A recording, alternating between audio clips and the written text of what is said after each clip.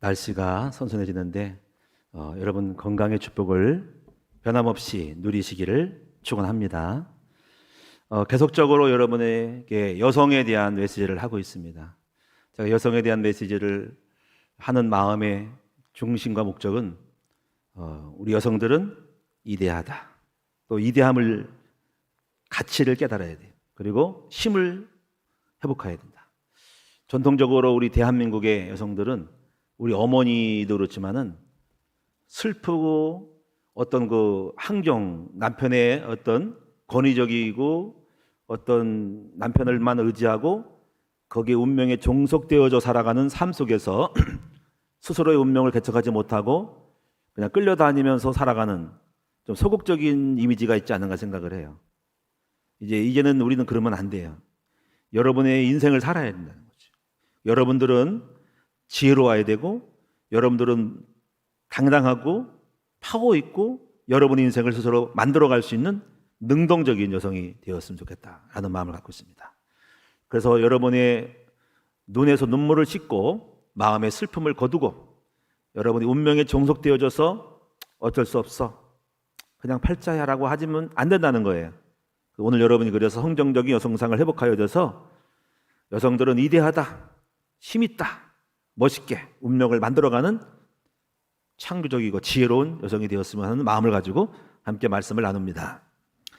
또 저는 그렇게 되기를 원해요. 여러분들은 우리의 어머니가 계시기도 하고 어머니 같은 분이 계시기도 하고 또 우리의 친구 같은 분 자매도 있고 또 우리 여동생 같은 분도 있기 때문에 우리 딸들도 있어요. 그래서 우리 여성들이 저도 딸들이 있기 때문에 여러분이 슬픔과 절망과 좌절 속에 운명을 사는 것을 원치는 않아요. 멋있고 당당한 인생을 살기려는 바라는 마음이 있다 하는 것입니다. 자, 오늘 여러분들은 말씀을 꼭 기억해야 되겠습니다. 잊지 말고요. 마음에 기억하세요. 자, 하와에 대해서는 자부심을 가지라는 거죠. 창조 목적을 달성하기 때문에 자부심이 있어야 돼요. 우리는 그냥 흘러가는 하나의 그냥 개천에 뜬물이 썰뜬물이 아니야. 우리는 주체적이고 우리가 없으면 안 되는 목적 있는 인생이라는. 우리 인생을 그냥 너무 비관하게 그냥 이렇게 하찮게 여기면 안 되는 거야. 우리 남성도 남편도 나 없으면 안 돼. 교회도 여성 없으면 안 되는 거예요. 자부심을 가지라는 거예요. 하와를 통한 목적의식을 하나님의 창조 목적 동력자로. 그다음에 우리 인생이 나오미처럼 운명에 끌려 있어요. 남자가 가는 대로 가가지고 그걸 왜 갔어? 남자한테 가가지고 또 갈 수밖에 없는 종속되었는데 그 남자 때문에 운명이 팔자가 갈려진 거야. 두 아들 죽었지 남편 죽었지 인생이 쫑난 거야. 이럴 때 이 여성이 어떻게 살 수 있는가 하는 거예요. 우리 인생이 그런 거예요. 남자에 끌려서 남자가 사업하면 잘 되면 잘 되고 못하면 망하고 가는 대로 갔다가 그냥 인생이 망하는 거야. 그냥 찍소리 못하고 그냥 끌려가다가 남편 따라 그늘에 가려서 우리 살아가는 거야. 이 나오미의 인생은 슬퍼요. 그래서 근데 거부했으면 왜 당신 거기 가야 돼?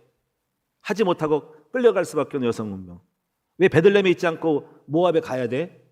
안 갈래? 당신 혼자 가. 이럴 수도 있다면은 얼마나 당당하겠어요. 물론 이 모든 것들이 하나님의 뜻이라고 할지인데 그럴 수 있겠지만은 어쨌거나 그런 가운데서도 사회적인 그 환경과 그 당시 중동 사회에 종속되어진 여성의 이치 속에서 끌려갈 수밖에 없었지만은 그래도 희망이 있는데 그것은 바로 복음이 있었기 때문에 희망이 되는 것입니다. 이것은 남성도 여성도 마찬가지로 절망 가운데서도 복음을 회복하고 복음을 잡으면 훗날 좋아져요. 훗날 그 복음을 심었던 것들이 나중에 나에게 복으로 돌아오는 거예요. 그래서 여러분들 인내함으로 복음을 심으면 나중에 결국은 엎어지고 자빠져도 결국은 그 복음 때문에 내가 산다는 거. 그것이 나옴이에요. 우리는 여성들은 좀 사렵고 배려 깊어야 됩니다.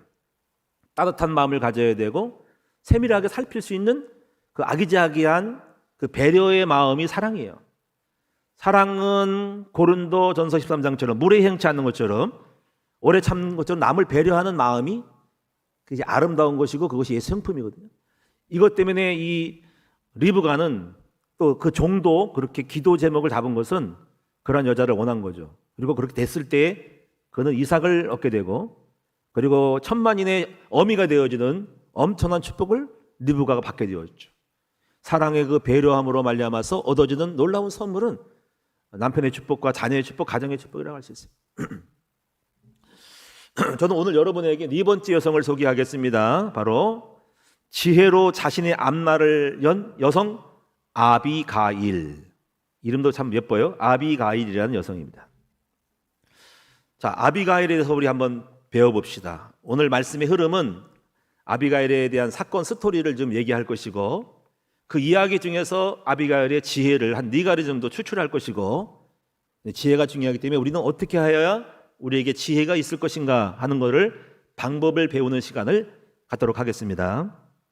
먼저 여러분, 주보는 아주 쉽게 제가 잘 정리를 했기 때문에 그냥 주보를 읽어만 줘도 괜찮을 것 같은데요. 자, 하나씩 읽어가면서 풀어가도록 하겠습니다.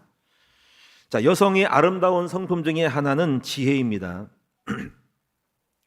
여러분, 참 지혜로운 여성은 보석처럼 빛납니다. 우리가 외모도 아름다운 것도 중요하겠지만 그것보다 더 아름다운 것은 그 속에 숨어있는 지혜로움의 처세는 그 여성을 보석같이 여기게 되고 진주보다 더하 귀한 여성으로 존귀함을 느끼게 해줍니다. 이 지혜로운 여성은 스스로 인생을 문을 활짝 응답의 축복으로 열 수가 있어요. 지혜로운 여성을 얻은 사람은, 얻은 남편은 복됩니다. 지혜로운 여성이 있는 교회는 복이 있는 목회고 복이 있는 목사가 됩니다. 지혜로운 어미를 둔 자녀는 복된 것입니다. 지혜로운 딸들을 둔 부모는 복을 받게 되는 것이에요. 지혜로움은 우리에게 보석처럼 빛나고 그 가치는 존귀하여 이루 말할 수가 없어요. 세상의 그 어떤 외모보다도 지혜로움을 가진 여성은 누구나 사랑받고 정말 하나님이 기뻐하고 보석처럼 빛난다고 저는 생각을 해요. 지혜로운 여자를 어디서 얻을 수 있을까? 잠언서 31장에 보니까 지혜로운 여자를 찾기가 어려워요. 저는 우리 큰나무교회 성도들이 이미 복음을 깨달은 여러분들은 이미 지혜로운 여성들인 줄로 분명히 믿습니다. 예수님은 하나님의 지혜이기 때문에 그 하나님의 완전한 지혜가 그리스도가 나타났기 때문에 그리스도를 깨닫고 복음 깨닫는 것은 지혜를 얻은 것이에요. 저는 우리 큰나무교회 성도들이 다 지혜를 얻어서 세상에서 보석처럼 빛나고 여러분 인생의 문들이 응답의 축복으로 활짝 열리는 여러분 되시기를 축원합니다. 지혜로운 말과 처세로 자신의 운명을 본인이 바꿨다는 표현이라 바꿀 수밖에 없었고 열린 거예요. 지혜는 열려진 거예요. 자신이 한 것이 아니라 자연히 지혜로운 사람은 열릴 수밖에 없고 사랑을 받을 수밖에 없고 초청을 받을 수밖에 없어요. 그래서 운명이 바뀌었죠. 그 여성의 이름이 바로 아비가일이라는 여성입니다. 자, 오늘 여러분 이제 우리 다윗의 아비가일과 나발의 이야기를 스토리를 한번 정리해 보도록 하겠습니다. 첫 번째는 25장 전체가 이 아비가일의 이야기인데 내용이 길어서 이렇게 중간만 제가 요점을 발췌해서 주보에 올렸습니다. 근데 25장 2절부터 시작이 되는 거죠. 자, 여기 이 아비가일의 남편인 나발에 대한 이야기를 좀 잠깐 해볼까요? 2절에 보니까 마온이라는 지방에 나발이라는 사람이 부자가 살고 있었어요. 이 나발이라는 뜻이 미련한 자라는 뜻인데 원래부터 그렇게 지지는 않았을 거예요. 아마 그 이후의 결과를 보고 그 이름을 갖다 붙였는지 몰라도 어쨌거나 상징적으로 상징하기 위해서 나발이라는 뜻은 미련한 사람이라는 뜻이에요. 그렇게 지는 사람은 없겠죠. 우리 아들 보고 미련한 사람이라고 지는 미련아, 김미련, 이미련 이렇게 지는 건 아닐 거예요. 아마 그 위에 이렇게 붙일 수 있는 것이 상상이 안 가죠. 근데 부자래요. 목축업을 한 것 같아요. 힘이 부하여 양이 3,000마리. 상상이 갑니까? 염소가 1,000마리. 그래서 양털을 깎고 있었다. 이걸 갖다 팔아서 양모를 가지고 경제를 얻는 사람이었어요. 그런데 그 사람의 이름이 나발이고 그의 아내의 이름은 아비가일인데 여자는 청명하고 용모가 아름다우니 남자는 완고하고 행실이 악하며 그는 갈렙 족속이었더라. 우리가 어떻게 결혼하게 됐을까라는 것을 생각하게 될 때 다양한 생각을 해야 되죠. 어떤 결정은 금물이고 다양하게 할 수 있는 것을 이게 포럼을 할 때는 이런 거를 한번 생각해 보셔야 됩니다. 이번 목장 예배 때 나왔는데 어떻게 이런 남자에게 여자가 붙었을까 하는 거죠. 여러 가지 이유가 있겠죠. 이럴 수 있죠. 돈이 없어서 그냥 부모님이 부자한테 시가라 그래서 갔을 경우 케이스가 되겠고, 두 번째는 원래 이 남자가 참 좋고 가난할 때 좋아하는 사람인데 부자가 돼서 욕심이 끌려가지고 변질돼가지고 악했을 경우도 있어요. 그렇죠? 자, 이런 것도 있고, 근데 지혜로운 여성이 어떻게 자기 남편을 변화시키지 못했을까 할 때 그만큼 이 여성이 남편이 완고한 것을 알기 때문에 그렇게 쉽게 내가 훌륭하다고 해서 상대방이 바뀌는 것은 아님을 또 알 수 있죠. 이렇게 다양한 상상력을 해볼 수는 있어요. 자, 근데 사건이 벌어지죠. 오늘 다윗이 이제 어느 날 그 가족을 그 농장을 찾아가서 우리를 좀 도와달라고 말합니다. 그 당시 다윗은 유랑하는 사울의 군대로부터 쫓겨다녔던 유랑하는 하나의 뭐랄까 군사를 끌고 다니는 그런 객지 생활을 했던 사람이었어요. 양식이 늘 딸리겠죠. 그래서 이들에게 요청을 한 거예요. 그 요청하는 명분이 있어요. 우리가 힘이 있어서 너희들 양떼를 강제로 약탈을 해가지고 군인의 능력으로 권력으로 칼로 내놔 하면 다 뺏을 수 있지만 그렇지 않다는 거죠. 또 심지어는 강도들이 봤을 때 그들을 막아줄 수 있기 때문에 다윗이 그들에게 양식을 요청하는 것은 근거 있는 명분이 될 수가 있습니다. 그런데 이렇게 요청을 하기 위해서 다윗이 자기의 부하들을 신하들을 보냈는데 이런 지하에 나발로부터 거절을 당합니다. 이때 다윗에게 모욕을 하죠. 요즘 주인을 떠나서 돌아다니는 객지 생활하는 이상한 놈들이 많은데 이렇게 약간 비꼬듯이 하고 이렇게 무시하는 모욕적인 언사를 합니다. 내 그런 놈에게 양식을 줄 수 있겠어? 이렇게 했겠죠. 그 소식을 이제 신하로부터 전달받은 다윗은 분노가 일어난 거예요. 그래서 저놈이 아주 나쁜 놈이고 은혜를 모르고 폐역한 놈이고 자기밖에 모르는 욕심꾼이구나.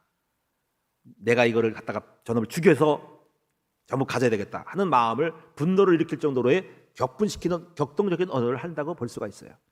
그래서 성경에 보니까 다윗이 군대를 끌고 그들을 공격하러 가는 거예요. 그런데 이때요, 이 아비가일이라는 여인이 그 전말을 소식을 상황을 종들로부터 전달받습니다.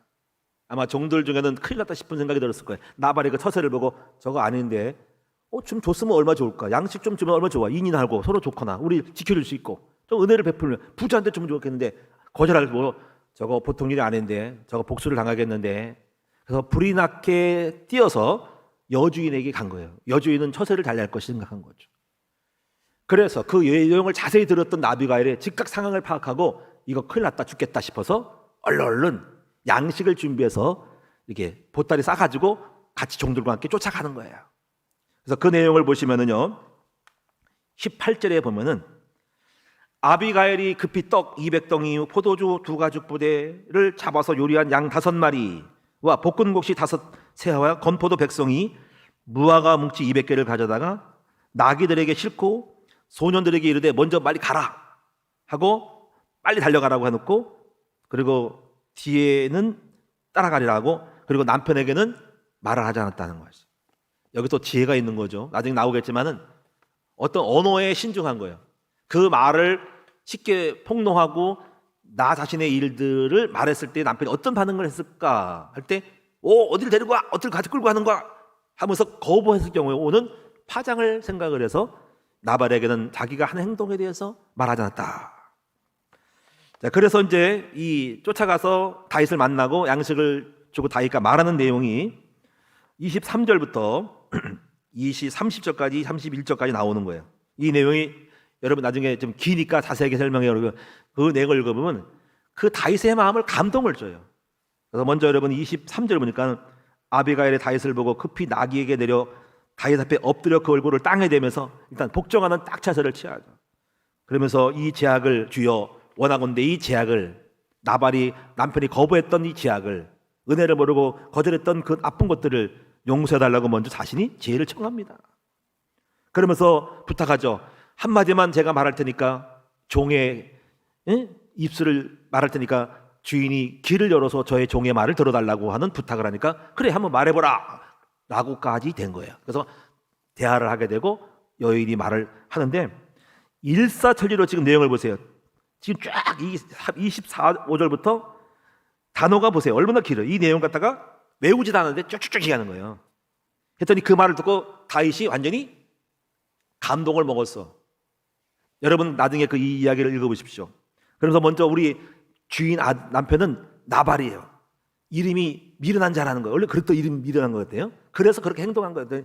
그랬어? 원래부터 그랬어? 그러니까 이해하셔야 됩니다 하면서 찍으면서, 그러면서 하나님이 저를 보내신 것은 이렇게 하나님이 이런 피를 흘리는 걸 원치 않기 때문에 저를 보낸 거예요 하고 자기를 보낸 이유에 대해서 명분을 만들어주죠. 그러면서 다윗을 추켜 세워요.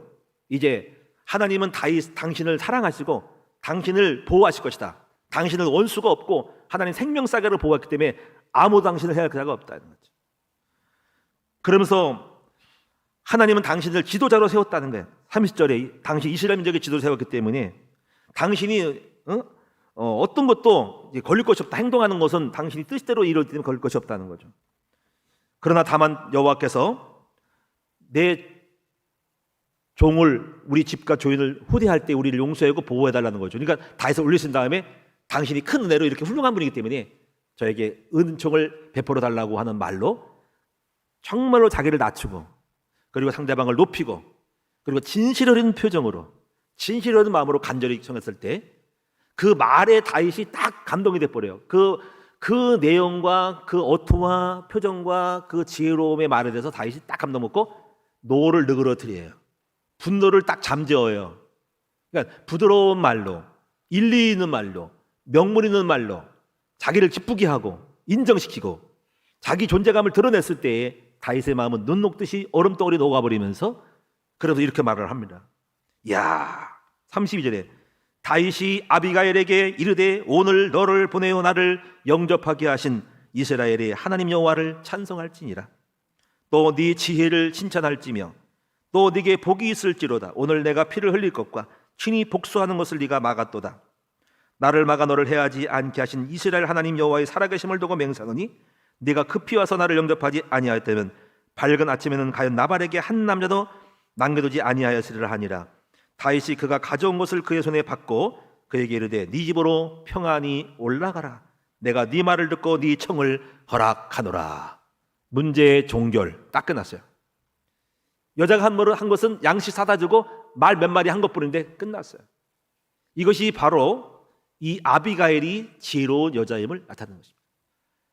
그 다음 사건은 여러분 나중에 이 다음 날 이 아비가일의 남편에게 말해요. 그날 갔더니 술 취해가지고 또 저녁 때 그냥 밥만 먹고 술 먹고 있는 건데 잠이 들었어요. 그래서 그 다음 날 깨웠을 때 그때 이 전말의 이 상황을 얘기했더니 이 남편이 몸이 굳었어. 놀라 충격 먹었어. 아주 몸이 굳어가지고 열흘 동안 그렇게 살다가 하나님이 치심으로 죽었다요. 그래서 나발이 죽은 것을 듣고 이 아비가일의 지혜로움에 감동을 받은 이 다윗이 자기 종들을 보내서 남편 죽고 명분이 됐으니까 나한테 시집와라. 너를 청하노라 해갔더니 또 여자가 또 급히 가가지고 또 얼른 또 다윗에게 시집갑니다. 이 내용이 이게 좀 야비한 것 같지만 어쨌거나 굉장히 결단력이 빠른 여인임을 알 수 있어요. 웃지 마세요. 여러분도 잽싸게 가려고 하지 말고. 어쨌거나 오늘 얘기가 재밌죠. 하여튼 여기서 우리는 이 아비가일에 대한 지혜로움을 네 가지를 설명하도록 할게요. 여러분이 기쁜 것 같더니 시집 간다니까. 자, 그러면 안 돼요. 자, 그대 보세요. 네 가지를 보겠습니다. 첫째, 아비가일은 어떤 지혜를 가졌는가 하는 거예요. 첫째는 제가 볼 때 이기의 상황을 신속히 파악하고 신속하게 결단을 내리고 행동하는 이 모습이 지혜의 모습인 거예요. 여러분, 지혜라는 것은 뭐냐면요, 지혜는 상황 분석을 잘하고 가장 적절한 선택을 하는 그 착점, 그 정확한 지점을 찾아서 묘수를 찾아가지고 선택하고 결단 내리는 거예요. 그 지혜로움으로 정치적인 결단, 지혜로운 묘수, 이런 상황을 어떻게 풀 것인가 하죠. 지금 한참 정치꾼들도 지금 지혜로움의 싸움을 하고 있을 거예요. 굉장히 신중하게 말도 하고 행동을 해야 되거든요. 오늘 지혜라는 뭐냐? 상황 분석을 잘하는 것이다. 그리고 정확히 판단하여서 결정하는 것이다. 특히요, 요즘 시대는요 굉장히 급변하는 시대예요. 코로나19로 해가지고 경제의 정세가 바뀌었어요. 경제 지형이 바뀌었어요. 코로나 이후에 또 이제 이드 코리아 시대가 오면서 또 이렇게 나오는 거예요. 재택근무와 또 재택근무냐 아니면 사무실 근무냐라는 양자 태길이 있는데 절충하는 것도 있대. 절충. 그런 시대에 변화하는 시대에 사업과 직장인들의 모습들은 어떨까? 그리고 지금 이디 코리아 되면서 여행 업계가 좀 바뀌고 있고요. 서서히 열리고 있는 것도 시대의 정황이 있고요. 또 하나는요, 주목할 것은요, 탄소 시대예요. 탄소 시대. 지금 전부 세계 각국의 지도자들의 하두는 탄소 배출에 있어요. 세계가 기후 변화와 그리고 지진과 화산 폭발과 특히 산불이 많이 나는 거예요. 그것은 온도가 올라가서 건조해져 가지고 조금만 온도가 건조해질 때 불이 많이 나서 정말 미국, 캐나다, 이 유럽 지역에 산불이 많이 난다는 거죠. 그래서 이 사람이 깨어나기를 이 이산화탄소에 대한 심각성을 알게 된 거예요. 그래서 몇십 년도까지 탄소 배출을 지금 1900 몇 년대로까지 10년대까지 돌려놓는다고 하는 그런 탄소 제로 시대를 열었어요. 그래서 이것 때문에 지금 각국 경제에 대하여 어떤 현황이 싹 바뀝니다. 탄소 배출을 많이 하는 업종에 대한 수출 규제라든가 그 배출권을 사고 하는 이 탄소 경제에 어떤 그 돈이 붙어요. 그렇기 때문에 지금 이 경제 지형이 바뀌고 탄소를 많이 배출하는 업종은 사양하고, 그래서 태양광 시대하고 신재생 에너지 쪽으로 가는 건데 이게 또 사실은 100% 맞지는 않아요. 거기에 고비용이 들고 전기가 많이 들기 때문에 이런 양면성이 있다는 거죠. 그래서 이런 것들 여러분이 지금 굉장히 각국과 경제의 수장들은요, 여기에 대한 정세 파악을 해서 어떻게 이 시대를 살아남고 이거를 이기고 새로운 시대에 유지되고 개조로 더 사업을 일으킬 것인가라는 이런 시대의 어떤 정황 파악을 많이 해야 됩니다. 그래서 공부를 많이 하고 과거랑 달리 단순하지 않고 요즘 복잡한 시대가 가지고 다양한 변수 속에 미래를 여는 시대가 다 와야 됩니다. 그래서 여러분이 지혜라는 것은 뭐냐면 이 정보를 많이 알아야 돼. 일단은 시대 파악을 많이 알고 시대의 흐름과 변수와 그 변화되어지는 예측된 거를 알고 정확하게 내가 어떻게 처신해야 될 것인가를 결정하는 결단력이 중요한 거예요. 그래서 이 상황 파악을 잘 결단하는 사람들은 돈을 벌기도 하고 실수하면 나가 떨어지는 거예요. 그래서 이 지혜는 뭐냐면 상황 파악을 잘하라. 그리고 결단하는 것이 중요하다는 거죠. 두 번째 이 아비가일의 지혜 두 번째는 뭐냐면 이 강한 사람, 분노를 일으킨 사람에게는 같은 분노로 가지 않고 따뜻하고 온유함으로 그를 축켜 세우면서 부드러움으로 강함을 누그러뜨리는 언어의 그 부드러움이 지혜라는 것이죠. 여성의 지혜일 수 있죠. 해가 나서 씩씩거리고 오고 직장에서 열받아가지고 이 죽일 놈 살릴 놈 아주 망할 놈 하면서 씩씩거리고 오고 흥분해 있는 남편에게 집에 들어왔을 때 지혜로운 아내는 그 남편의 분노를 누그러뜨리고 원수 복수하는 앙심을 품는 마음을 누그러뜨리고 그 마음을 누그러뜨려서 부드럽고 온유하게 따뜻하게 바꿀 수 있는 여성들은 지혜로운 여성이에요. 마음속에 분노를 품고 율법을 갖고 있는 남성들에게 여러분의 처세와 부드러움으로 했는데 막 말을 거칠게 하고 싸닥게 하고 강함으로 가면은 불이 붙어가지고 더 크게 되기 때문에 이런 부분을 잘 생각을 해야 되는데 오늘 아비가일은 다윗의 분노를 꺼트리고 불을 꺼트리면서 쉽게 만들면서 다시 본질로 속지 않고 돌아가게 했던 이런 다윗의 이런 마음을 갖고 있는 여인은 이 지혜로운 여성이에요. 이게 유함으로 여러분 강함을 꺾은 것이죠. 펜으로 칼을 꺾은 거라. 부드러움으로 강함을 다스린 거라. 그래서 지혜란 뭐냐? 분노를 누그러뜨리고 생각과 마음을 돌이키게 하는 것이 지혜예요. 감정을 돌이키는 것이. 세 번째 이 아비가일의 지혜는 뭐냐면요. 아비가일은 다윗을 통해서 이루실 하나님의 일들을 깨우친 거예요. 믿음으로 알고 선포했더니 다윗이 기뻤어요. 다윗은 자기만이 갖고 있는 믿음의 역사를 갖고 있거든요. 난 하나님의 종이고 하나님이 나와 함께 하시고 난 큰일 일 거야. 근데 많은 사람들이 자기의 그 사명과 정체성을 잃어버리면 낭망을 하고 그리고 현실적인 어려움과 도망다니는 세상 속에서는 그런 어떤 믿음이 사라질 수 있고 실망이 되거든요. 그때 거기서 낭망이 오는데 이 아비가일이 그 일을 딱 깨우쳐준 거예요. 당신은 하나님이 일을 일으킬 지도자이고 큰일 이룰 사람이다. 그때 그 다윗의 이 아비가일의 말은 단순한 위로가 아니라 자신에게 메시지가 된 거예요.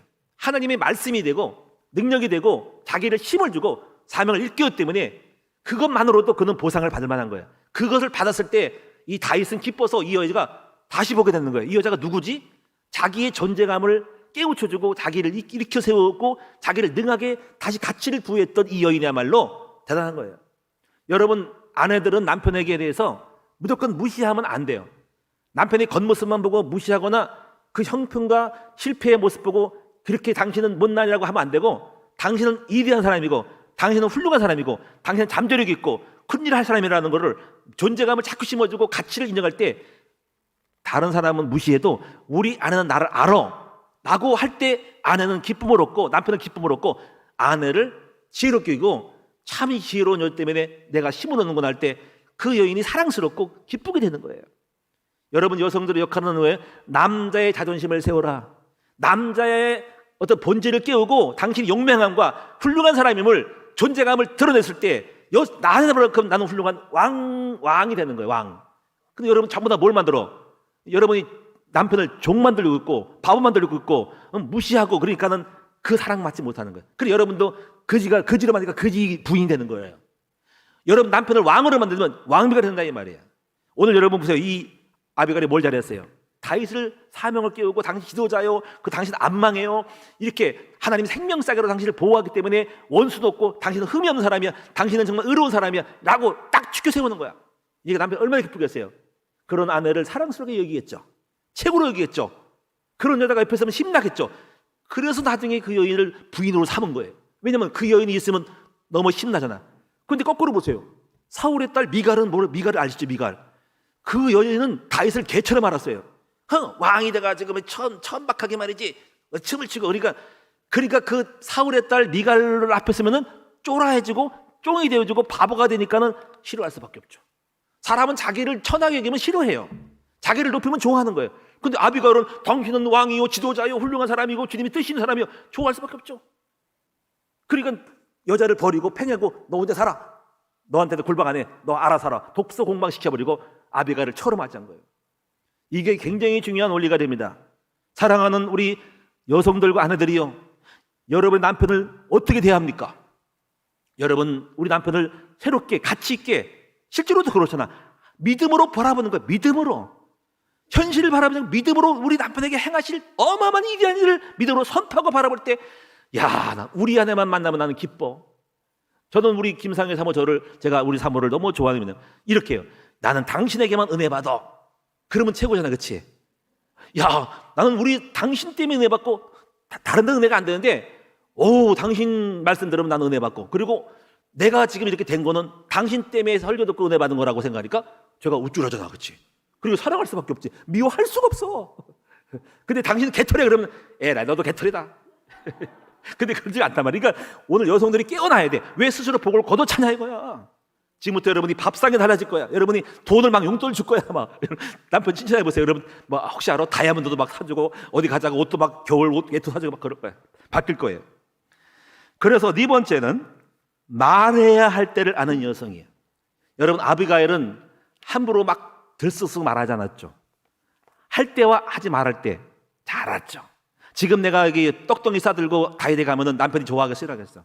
남편이 어디 데리고 어디 끌고 가, 이 여자가 미쳤나 두고 너 다윗을 바람났냐 하면 그럴 거야. 근데 이때는 말 않고 일단은 처리한 다음에 하는 거예요. 이것도 지혜로워요. 그리고 술 취할 때 말해 듣지도 않을 때니까 그 다음날 때를 따라 지혜롭게 한 거야. 그러니까 말을 할 때와 안 할 때, 오늘 할 때, 내일 할 때, 거칠게 할 때, 부드럽게 할 때, 세게 할 때, 약하게 할 때, 조용히 할 때, 언성을 낮춰 할 때 언어의 지혜를 갖고 있어야 돼요.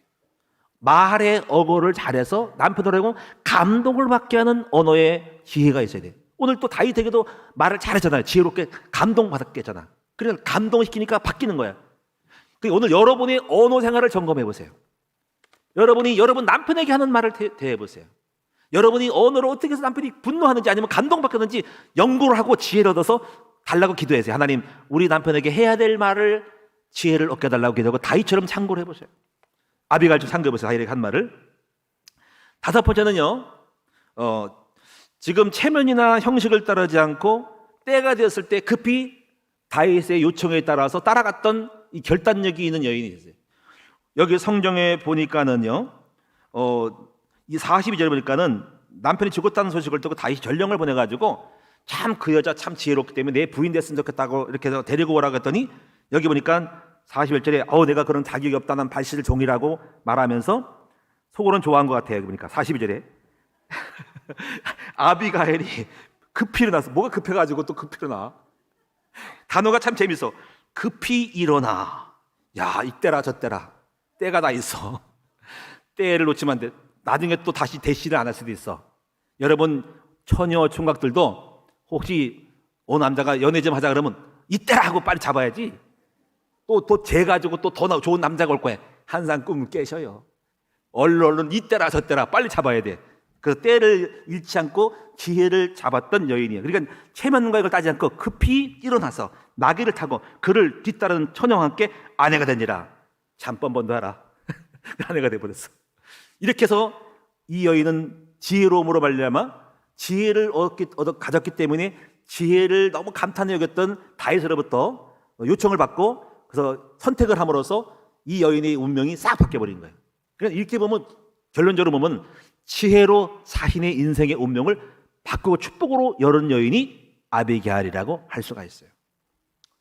여러분 오늘 이 시간 저와 여러분도 이렇게 지혜를 얻는 지혜를 가짐으로, 여러분 꼭 똑같은 상황은 아니겠지만은 우리가 남성도 여성도 마찬가지로 지혜로 여러분의 인생의 축복의 문들을 활짝 여시는 저와 여러분 되시기를 축원드립니다. 그래서 성경은 지혜를 강조해요. 지혜는 보석처럼 빛나고 지혜가 있으면 승리하고 전략 중에 전략이 지혜임을 알아야 돼요. 그러므로 우리 사랑하는 모든 성도들이요, 이제 우리가 함께 지혜를 얻는 방법을 배우고 지혜가 되어지는 여러분 되시기를 축원합니다. 저는 여러분에게 5가지를 한 8가지 정도 맞네요. 좀 내용을 말씀드리도록 할 때 시간 될 때까지 말씀드리도록 할게요. 먼저 여러분이 지혜를 얻으려면 먼저 서론적으로 보면 지식과 지혜의 관계를 알아야 돼요. 자, 지혜는 지식에 근거해요. 자, 지식이 뭐냐면, 지식은 이렇게 정리를 내릴 수가 있어요. 사물에 대한 이해, 그리고 객관적인 인식의 개념이에요. 자, 그래서 사물, 마이크 하면 마이크에 대한 이해, 개념, 성분은 무엇이고 하는 것이 지식이 있어요. 자, 우리가 역사를 이해하는 그것도 지식이에요. 역사에 대한 그대로 전달되어진 역사를 이해하는 것 지식이에요. 아까 말한 것처럼 탄소에 대한 것도 지식이에요. 그래서 지식을 많이 모르면 판단이 안 서요. 저도 탄소는 잘 모르겠어요. 그래서 지금 공부를 좀 깊이 할 건 없고 간략한 기본 개념은 알아야 되고, 그래야만이 정부 정책과 함께 경제에 대한 흐름을 어느 파악하는데, 아직까지 그 흐름의 맥락을 잘 감이 안 잡혀가지고, 지금 지난번에 우리 조선일보에서 탄소 배출에 대한 거를 신문 큰 페이지로 나왔기 때문에 제가 그걸 신문을 보다가 잘라가지고 나중에 추가로 읽고 좀 깊이 좀 2번 읽었는데 더 봐야 될 거 많을 것 같아요. 탄소 배출에 관련돼서 여러 가지 사우디아라비아는 지금 무슨 도시가 있는데 170km나 되는 거리의 도로를 차도 안 다니는 도로로 탄소 배출 없이 완전하게 차는 지하로 들어가고 지상에는 아무것도 없다는 거예요. 그런 도시를 지금 개발하고 있대요. 세상은 내가 모르는 것이 많구나 하는 거죠. 그래서 그런 것들을 지금 정부 각국에 지금 있고, 우리나라에 무슨 탄소 배출을 한 나라가 몇천억을 지불해야 되고 탄소 배출권을 사고 이런 거에서 좀 감이 좀 안 잡히더라고요. 그래서 내가 공부를 해야 되겠다 싶어요. 왜냐면 이것이 사업한 사람은 많이 공부했을 거예요. 브리핑 들었을 거예요. 사장님 이거 회장님 이거 공부해야 됩니다. 아마 많이 학자들을 불러서 공부했을 거예요. 그리고 정부 정책을 세우고 사업장 경영에 대한 방향을 잡을 거예요. 그래서 이런 것들이 굉장히 중요한 개념들을 이해하는 데 빠른데, 과거와 달리 현대는 다양한 변화가 빠라서 지식이 넘치기 때문에 이걸 못 배우고 빨리 공부를 안 하고 책을 안 읽으면 뒤떨어지게 돼 있어요. 그래서 오늘 여러분이 지식이 뭐냐면 사물에 대한 이해와 객관적인 인식의 개념, 그래서 이 지식을 기반으로 해서 판단하는 거예요. 지식을 근거로서 사람과 상황 속의 관계 속에서 풀어내는 처세하는 능력이 지혜예요. 그러므로 지혜는 어디에 근거해요? 많이 알고 정보를 깊이 아는 정확한 정보 속에 나오는 판단력이기 때문에 정보 전쟁이에요. 정보 전쟁. 이 정보가 굉장히 중요하기 때문에 지혜는 정보에서 나와요. 모르는 가운데 오류가 오면 안 되고, 거짓 정보를 흘려서 거짓 정보에 판단해서 선택을 하고 처세하면 망하기 때문에 정확한 정보를 가르는 진리의 정보도 중요하다는 것입니다. 그래서 여기서 우리가 참고로 우리가 지혜에 대한 거를 좀 이해를 하고 들어가야 돼요. 지혜는 사물의 이치를 깨닫고 사물을 정확하게 처리하는 능력인데, 기독교의 지혜는 하나님의 속성 중에 하나예요. 그리고 이 지혜는 단순히 상황 방어하는 것이 아니라, 성경에서 말한 지혜는 근면하는 것이 지혜예요. 근면하는 것이 지혜예요. 성실하고 근면히 일하는 것이, 부지런한 것이 지혜예요. 또 정직한 것이 지혜예요. 거짓말하는 것은 어리석은 것이고, 속이는 것은 어리석은 것이고, 바르고 정직한 것이 지혜예요. 또 참는 것이 지혜예요. 흥분하고 절제하지 못하고 분노하고 식기를 내는 사람들은, 화를 달는 사람들은 지혜가 없는 거예요. 어리석은 사람이에요. 지혜는 절제하는 거예요. 또 지혜는 술 취하고 방탕하고 술 먹고 해롱해롱 하는 것이 지혜가 아니에요. 지혜는 순결하고 깨끗하고 거룩한 삶이에요. 또 지혜는 욕을 먹지 않아요. 칭찬 듣는 것이 지혜입니다. 그래서 이 지혜 중에 지혜는 그리스도예요. 그리스도는 하나님의 지혜예요. 하나님이 이 땅에 예수 그리스도를 보내셔서 십자가에 죽게 하시고 부활케 함으로 말미암아서 이 땅의 모든 문제를 푸는 어마어마한 비밀을 그리스도 한 분의 십자가 사건으로 끝내셨어요. 하나님의 지혜는 예수님을 안에서 성취됐어요. 그러므로 하나님의 지혜는 그리스도고, 그리스도는 하나님의 지혜 나타남이고 현현이라는 것입니다. 생각해 보세요. 모든 죄와 저주 율법을 십자가에서 끝냈어요. 이걸 누가 상상이나 했겠어요?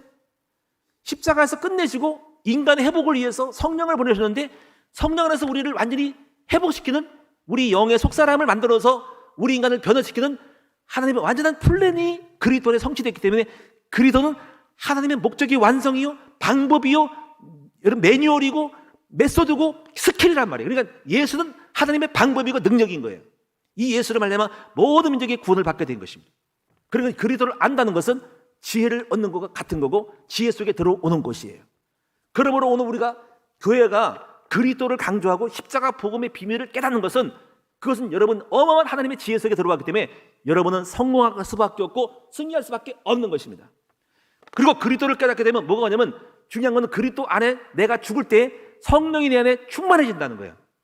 그리고 내가 죽은 만큼 영이 들어와서 그 영이 나에게 총명과 지혜와 건세와 능력을 주는 건데, 이사야 11장 2절에 성령은, 하나님의 영은 바로 지혜와 재능의 영, 모략과 재능의 영이라는 거예요. 명철영이라는 거죠. 여호와를 경외하는 영이 임한다는 거예요.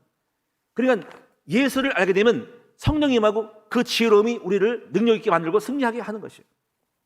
그런데 여러분이 이렇게 해서 그 성령을 사모하고 성령의 충만한 생활을 하게 되면 영적 삶을 사는 것이 지혜의 삶인 거예요. 날마다 예배드리고 훈련받고 기도하고 주님께 가까이 하는 삶이 바로 성령 충만 삶인데, 이것이 바로 지혜를 얻는 삶이에요. 여러분, 요셉이 바로 성령 충만함으로 성령이 넘쳐가지고 그 바로의 애굽의 문제를 풀었을 때 바로가 뭐라 그랬어요?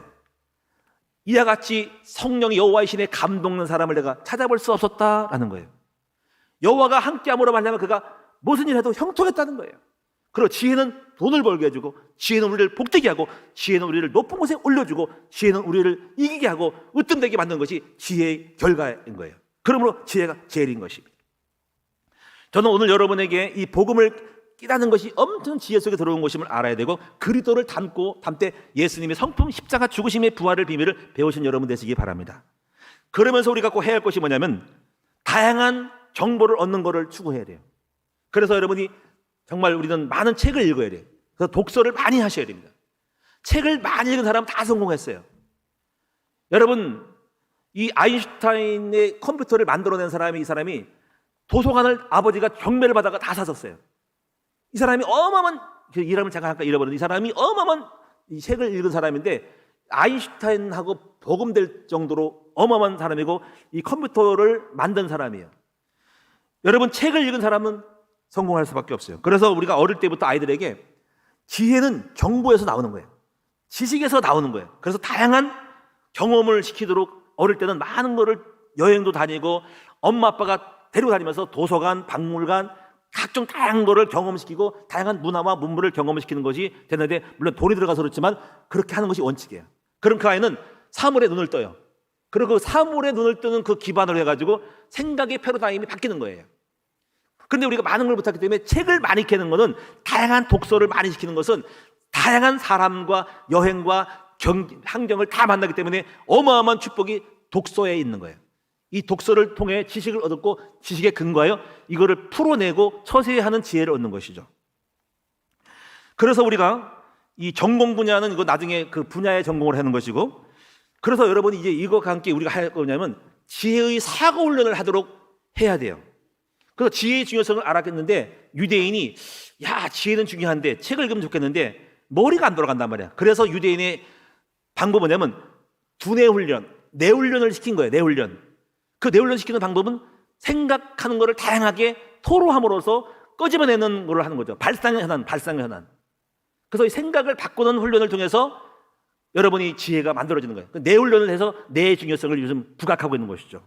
그래서 뇌호흡, 단하게 또 그걸 깨닫아서 뇌 과학을 연구하는 것입니다. 제가 어느 책을 읽어봤더니 이런 있더라고요. 발상을 바꿔야 한다는 거죠. 이걸 책이 미친 발상법인데 몇 가지 좀 읽어보니까 여러분 한번 소개를 해볼게요. 자, 어떤 여성이 10번째 생일잔치를 했어요. 여성이 10번째 생일잔치 했어요. 그런데 그날 오전에 자기 딸이 20세가 되는데 결혼식을 했어요. 자, 10번째 생일을 했는데 어떻게 딸이 결혼식을 했을까요? 이거는 지식에 근거하지 않으면 알 수가 없는 거예요. 어떻게 10번째 생일을 했는데 20세 된 딸이 결혼을 했어요? 저도 모르겠더라고. 그래서 몰래 정답을 봤어요. 봤더니 이렇게 나오더라고. 뭐냐면요, 이 여인의 생일은 2월 29일이래요. 나이는 40세래요. 그러면 2월 29일은 매년 있는 것이 아니에요. 해마다 28일밖에 없어요. 그러면 4년에 한 번씩 있죠. 그럼 10번이 맞죠. 그래서 40세인데 10번 생일을 하고 20세 된 딸을 결혼시킨 거예요. 이해가 되시죠? 아직 머리가 안 돌아오니까. 좋아요. 나중에 더 물어보세요. 제가 개인 카톡으로 보내드릴게요. 자, 또 하나. 굉장히 착하고 신실한 농부가 잘못해가지고 사람을 죽였어요. 근데 그 고을 온님이 이 농부를 너무 착하게 알기 때문에 사형을 시켜야 되는데 사형을 시키기 어려워서 이것을 살리려고 묘수를 썼어요. 그래가지고 딱 오랫동안 고민한 끝에 이 사람을 살려주기 위해서 죽어야 되는데 이렇게 제안을 했어요. 너는 죽어야 된다. 근데 이렇게 말했어요. 너는 죽어야 되는데 죽는 방법은 네가 선택하라 그랬어요. 어떻게 됐을까? 만약 여러분이 죽어야 돼. 근데 오늘 여러분이 죽을 수 있는 방법은 여러분 하라면 어떻게 해서 살아났을까? 어떻게 해야 돼요? 예, 비슷한데 이렇게 말했대, 농부가. 네, 알겠습니다. 편히 살다가 죽겠습니다. 그래서 편히 살다가 죽었대. 이 발상의 하나인 거죠. 자, 한 가지만 더 가질게요. 성냥개비 5개가 있는데 이 5개 가지고, 성냥개비 알죠? 5개 가지고 원을 만들래요. 자, 어떻게 만들어야 되니까? 원이 될까요, 이게? 5객형이 되는데, 그렇죠? 근데 어느 사람이 이렇게 했어요. 5개 성냥개비 가지고 우리 대한민국에 원 있죠? WW 짝대기 전화거. 그래서 원이 됐대요. 뭐 알고 나면 쉬운 건데, 그러니까 우리가 뭐냐면 이런 생각의 발상을 해야 한다는 거야. 그래서 다양한 그 발상에서 나오는데, 또 한 가지, 옛날에 미국에 골드러시가 있었어요. 골드러시. 이 골드러시에 부자들이 돈을 벌려고 금강을 캐러 갔는데 어떤 사람 4가지 정도 예사가 나와요. 첫째는 뭐냐면 내가 빨리 가서 먼저 금강을 선취하겠다. 첫 번째, 이 사람은 신속한 사람이야. 두 번째는요, 내가 빨리 가가지고 그 금강을 많이 파가지고 금을 내가 얻어야 되겠다. 이렇게 했대요. 두 번째는 뭐냐면 힘이 있는 사람이에요. 힘이 있기 때문에 굴을 많이 파겠죠. 계곡을 파겠죠. 세 번째는요, 이 금값이 얼마인지 차이를 알아가지고 내가 돈을 벌어야겠다. 이 사람은 정보를 가지고 정보에 대한 자신이 때문에 정보를 한 거예요. 네 번째 사람은 이렇게 했대요. 그 사람이 이렇게 했대요. 나는 금을 캐지 않고 금을 캐러 오는 사람을 이용해서 돈을 벌겠다. 자, 그런데 여기서 네 번째 사람이 돈을 많이 벌었어요. 그 사람이 누구냐면요, 리바이스 청바리 창업자 리바이스 스트라운 사람이 그때 당시에 작업복을 금강 캐러 온 사람이 수만 명이 됐는데 이 사람을 갖다가 금강을 찾기는 너무 힘든 거예요. 너무 사람이 많아가지고 이때 착안한 것이 이 리바이스라는 사람이 이 사람들에게 옷을 팔면은 작업복을 팔면 돈을 먹겠다 해서 곁들이를 갖다가 이걸 판 거예요. 이게 지혜예요. 그 미리미리 예상을 한 거죠. 사람이 올 것이고 수요가 뭘 것인가를 바라는 거죠. 뭐 장갑일 수 있고 꽃갱이일 수 있고 갱이일 수 있고 여러 가지 도구를 신고 이 사람은 작업복이었어요. 그 작업복을 갖다 부자 돼가지고 나중에 지금 리바이시라는 그 의료가 나와 있죠. 청바지. 그리고 또 한 가지 있어요. 우리가 책을 팔아서 돈을 많이 버는 사람. 이 사람이 그 부자 아빠 가나 아빠 사람인데 로버트 기요사키라는 사람이잖아요. 사실 이 사람이 돈을 부자 아빠로 해서 돈 별로 없고 사실은 그 책을 팔아서 부자 됐대요. 그리고 이게 뭐냐면 돈을 버는 방법 중에 방법이 다양한 거예요. 우리가 생각을 발상을 바꾸는 지혜로움으로, 그러니까 이건 정보와 지식에 근거하여서 미리 예측을 하고 변수를 따라서 돈을 버는 방법인 건데 이것이 굉장히 지혜로운 거예요. 그 지금도 지식을 기반으로 지혜롭게 처신한 사람들은 돈을 벌고 기회는 있다는 거지. 이 탄소 배출과 관련된 업종에 대한 것도 분명히 돈의 기회가 있어요. 코로나로 인해서 오는 것도 돈을 버는 기회가 있을 수 있고요. 굉장히 그 AI, 그 인공지능 시대에 돈을 벌 수가 있다는 거죠. 그 틈새를 따라서 정보를 가지고 처세를 잘하면은 얼마든지 그 틈새에서 돈을 벌 수 있다는 거예요. 그러므로 지혜는 우리를 복되게 하는 것입니다. 자, 이제 마지막으로 여러분에게 드리고 싶은 말씀은 지혜를 얻으려면 뭐 하냐면요. 가르치는 사람이 되면은 지혜를 얻기에 굉장히 유익하고 수월해요. 제가 지금 이렇게 설교를 하면서 이 말씀을 연구할 때 저는 얼마나 이거를 설명하기 위해서 많은 거를 미리 많이 봤겠어요. 이것이 나에게 재산이 되고 저는 여러분에게 가르침으로 말미암아 이것을 여러분에게 가르치면서 저는 내 마음속에 또 확인하고 새겨지게 되죠. 그러므로 가르치는 사람이 되는 것은 지혜를 얻는 척정이 되는 것입니다. 마지막 8번째 지혜는 뭐냐면요. 어떻게 지혜냐면은 관계의 지혜에서 이렇게 꼭 하셔야 됩니다. 다시 말하면은 묵상하기를 해야 돼요. 관계의 지혜에서 누구를 묵상할까요? 여러분의 남편을 묵상을 하셔야 돼요. 남편을 묵상하고 남편의 약점, 장점, 좋은 점, 그에 대한 희망적인 미래 다 보면서 내가 어떻게 처세하고 어떻게 말을 하고 그가 좋아하는 음식, 좋아하는 것들이 뭔지, 뭘 원하는지를 캐치해가지고 무조건 나랑 안 맞다고 그렇게 하지 말고 지혜롭게 그 남편을 잘 설득을 해가지고 은혜를 줘가지고 내 삶의 현장으로 끌고 들어올 수 있는, 믿음이면서 믿음으로 끌고 들어올 수 있는, 오늘 이 다윗의 마음의 분노의 마음을 아비가일의 지혜로운 말과 처세로 말미암아서 다윗을 감동해가지고 사랑스럽게 만든 것처럼 여러분 남편을 묵상해야 돼요. 그리고 아내들은 남편을 묵상, 남편들은 아내를 묵상해야 돼요. 우리 아내가 어떤 사람이 처지와 그 입장에서 생각을 하면서 아내를 감동시키고 축복자로 만들고 돈국자로 만들 수 있는 그런 지혜가 있어요. 자녀를 묵상하기. 또 여러분이 동료를 묵상하기. 왜 우리 동료는 왜 그럴까라고 상처 입은 영혼에 대하여 정죄하고 있지 말고 그럴 수밖에 없는 사람을 이해하면서 그 사람들을 사랑으로 감싸주면서 품어줄 수 있고 그리고 배려함으로써 이끌어갈 때 그 여인은 감동을 받고 그 사람은 감동을 받고 팬이 될 거고 동료가 될 거라는 거죠. 그러므로 여러분이 묵상을 하는데 내 주변 사람을 묵상해야 하는 거예요. 저도 제가 이렇게 지혜가 없을 때는 우리 사모랑 엄청 싸웠어요. 그런데 하나님이 이런 지혜를 줘가지고 아내를 묵상하기 시작했어요. 그래서 사람 묵상하는 것이 굉장히 큐티에 중요하거든요. 성경만 묵상하지 말고 사람 묵상하기, 상황 묵상하기, 환경 묵상하기, 사회 정세 묵상하기가 있어요. 그래서 우리 아내를 묵상했어요. 그리고 노트를 들고 다 적었어요. 그리고 우리 아내는 어떤 성품이고 딱 하니까 아니까는 이해가 하더라고.